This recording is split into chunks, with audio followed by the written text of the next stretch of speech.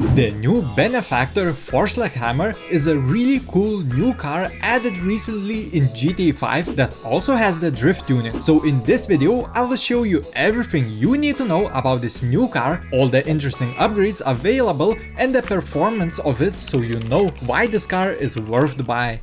First things first, the Benefactor Vorschlaghammer costs $1.8 million, and for the ease of things, this whole video I will refer to this car as a Benefactor Hammer since the whole name is just too hard to say. Now you can see the car in its full glory. Benefactor Hammer is based off the Mercedes-Benz 500e AMG, which is just a really classy and cool looking old Mercedes saloon car. And the wheels that come on the car in the game are also really clean and fit the car really well. I love that this car's lines in the game are done so well, even the tires stick out really perfectly flush with the fender, and these features are definitely the reason why I like this car so much. We will talk about the driving experience a bit later when the car is upgraded, so let's now go and upgrade it so we can see what this car has to offer.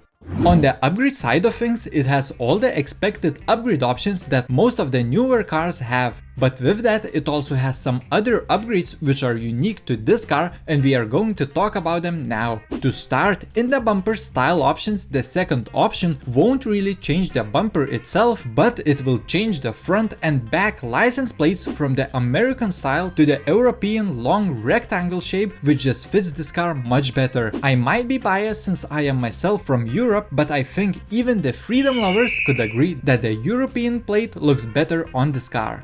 Besides the cool license plate, there are a lot of gold accent options on this car as well. You can make the hood ornament, the grille and even the exhaust gold plated, which is quite unique and quite nice if you want to add that clean accent. And one of my favorite options is the super tiny rear spoiler, which just looks funny on this car, and I don't know if any other cars have this option, so it's pretty cool. Apart from that, it has all the other usual upgrade options that will let you make the car really classy looking or make it more aggressive, and I will show you both the looks in the next segment so you can decide for yourself which looks better. But that's not all the upgrades, since as previously mentioned, this car also has drift tuning, which you can acquire if you go to the LS car meet and buy it. I will talk more about the drift tuning a bit later, but now let's look at the two styles of this car and drive it so you know how it handles.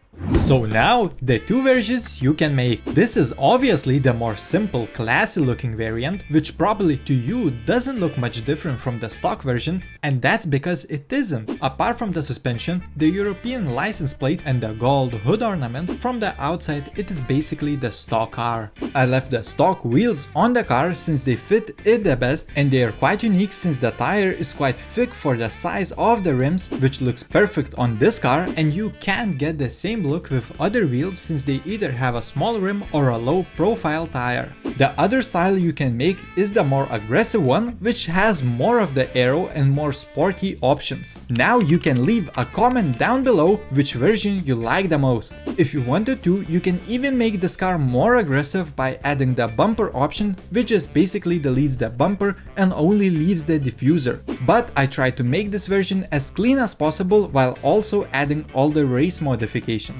Enough of the looks, let's go drive the car. The Benefactor Hammer is a rear-wheel drive car, which makes it not as quick off the launch, but that also means that the car will be more fun around the corners. You won't be able to drive this car like a supercar, and if you do, on the quick steering corrections the car will spin out and you will most definitely crash. But if you treat this car as a heavy sports car, it will go around the corners quite nicely, and I think you will enjoy the driving experience. Of course, it isn't the best sports car, but at the same time it doesn't really matter since the car is not trying to beat other cars at racing, it is more meant to be a classy, good looking car that you can drive around the city at a pretty fast speed. And not to forget to mention, this car also has the drift upgrade. After you purchase it, you can say bye to the nice handling since you will now only be able to drift around the corners. If you want to make this car a drift car, go for this upgrade. But I will personally convert it back to normal driving mode since to me it will be more useful that way.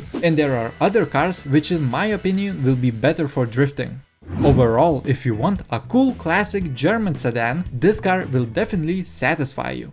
I would also like to take this time to acknowledge that this channel recently hit a really important milestone. It hit the 1000 subscriber mark, and I know it sounds corny, but I am truly really grateful for every single one of you who have watched, liked or commented on any of my videos. It really means a lot to me, and I hope that in the future, together with your help, this channel can hit even bigger milestones. With that said, thank you for watching another one of my videos, and I will see you lovely people in the next one. Have a wonderful day.